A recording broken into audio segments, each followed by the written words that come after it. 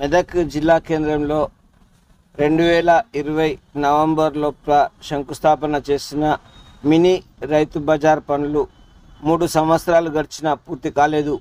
Medak municipal పరిధి 21వ వార్డులో పట్టణ ప్రగతి కార్యక్రమంలో ఎస్ఎఫ్సి ఎస్సిఎఫ్బి నిధుల కింద 21 లక్షల రూపాయలు మంజూరయ్యాయి.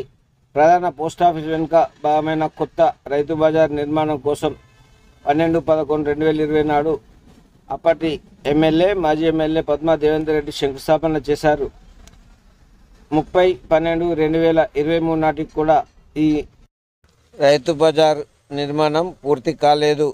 Police head quarter compound wall గోడ కానుకొని రేకుల షెడ్డు మాత్రం నిర్మించారు.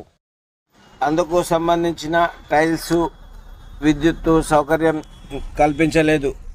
ఇప్పటికైనా మున్సిపల్ అధికారులు, సంబంధిత అధికారులు స్పందించి మినీ రైతు బజార్ను రైతులకు వినియోగపడేలా చేయాలని కోరుతున్నారు.